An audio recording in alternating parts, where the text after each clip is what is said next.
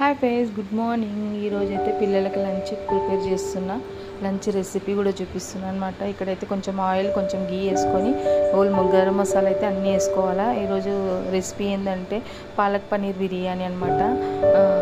ఇక్కడ పుదీనా, కొత్తిమీర కూడా వేసుకున్న తర్వాత మనం అల్లం వెల్లిగడ్డ వేసుకోవాలి. దీంట్లో కొంచెం కావాలంటే జీడిపప్పు కూడా వేసుకోవచ్చు. జీడిపప్పు నేను వేసుకోలేదు. పన్నీరు, ఆనియన్, టమాటా అయితే కట్ చేసి పెట్టుకున్నాను నేను. ఇప్పుడు ఆనియన్, టమాటా కూడా దీంట్లోనే వేసేసుకొని మంచిగా ఫ్రై అయ్యే వరకు వేసుకోవాలి. వేసుకున్న తర్వాత మళ్ళీ కొంచెం మనకు టేస్ట్కి తగ్గంత సాల్ట్ అవన్నీ వేసుకోవాలన్నమాట. ఇక్కడ చూడండి, నేనైతే అల్లం వెల్లిగడ్డ అయితే వేసుకున్నా. కొంచెం పచ్చి స్మెల్ పోయే వరకు ఫ్రై చేసుకొని మూత పెట్టుకొని, ఎందుకంటే మొత్తం చిట్లుతుందని మనం మూత పెట్టుకోవాలన్నమాట. ఇప్పుడైతే టమాటా, ఆనియన్ అయితే వేసేసుకున్నా.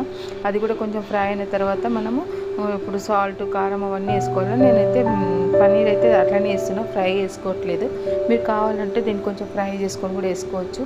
ఇప్పుడు నేను దీంట్లోనే కొంచెం అంత పాలకూర అంతా అయితే బాయిల్ చేసి కడిగి మంచి నీట్గా సాఫ్ చేసుకున్న తర్వాత కొంచెం బాయిల్ చేసిన తర్వాత చల్లార్చి మిక్సీలో అయితే వేసుకుంటున్నా. పేస్ట్ లాగా వేసుకొని ఇలా మిక్సీ అందులో ఆయిల్ వేసుకోవాలి. కొంచెం పచ్చి స్మెల్ పోయే వరకు. ఆల్రెడీ కొంచెం బాయిల్ చేసినాం కనుక మనం అది పేస్ట్ కొంచెం చేసుకొని దాంట్లో కొంచెం ఆయిల్ ఫ్రై అయ్యే వరకు మనం అలానే పెట్టుకోవాలి. ఇప్పుడే కొంచెం వాటర్ వేసేసుకోవాలి రైస్కి కూడా. నేను రైస్ నానబెట్టి పెట్టుకున్నాను అనమాట.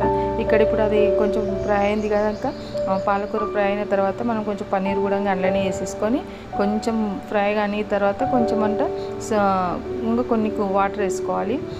వాటర్ వేసుకున్న తర్వాత నానబెట్టిన రైస్ అయితే అందులో వేసేసుకొని కొంచెం కలుపుకొని కొంచెం మూత పెట్టుకున్న తర్వాత అయితే మనం కుక్కర్ మూత పెట్టుకోవాలా.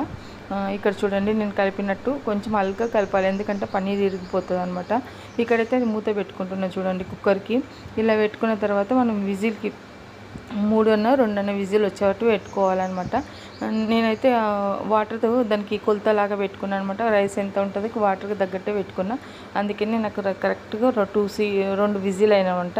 2 విజిల్ అయిన తర్వాత కొంచెం అంత కొద్దిసేపు అయిన తర్వాత గాలి ఎంత పోయిన తర్వాత రైస్ చేసి చూడండి ఎంత బాగా వచ్చిందో.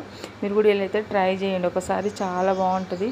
మీ పిల్లలు పాలకూర తినకపోతే ఇలా ట్రై చేయండి. చూడండి కుళ్ళ అయింది రైస్ అయితే, చాలా బాగా అయింది. ఇక్కడైతే పిల్లలకి లంచ్ బాక్స్ కూడా కట్టేస్తున్నాను అనమాట. ఈ స్కూల్ టైం అయిపోయింది, అందుకని ఈరోజైతే లంచ్ బాక్స్ కూడా కట్టేస్తున్నాను అనమాట. ఈ వీడియో కానీ నచ్చితే లైక్ చేసి, షేర్ చేసి, సబ్స్క్రైబ్ చేయండి. ఎలా ఉంది కామెంట్ చేయండి. మీరు కూడా ఈ రెసిపీని అయితే కంపల్సరీ ట్రై చేయండి, చాలా బాగా వచ్చింది. రైస్ కూడా నేను ఏం మసాలాలు ఎక్కువ వేయలేదు, గరం మసాలా ఒకటే వేసుకున్నా. ధనియా పౌడర్ అది మన ఇష్టం అనమాట. దీంట్లో అయితే నేను వేసుకోలేదు ధనియా పౌడర్. ఓకేనా ఫ్రెండ్స్, బాయ్. వీడియో అయితే నచ్చితే లైక్ చేసి, సబ్స్క్రైబ్ చేయండి, షేర్ చేయండి. ఫుల్ వీడియో చూడండి. బాయ్.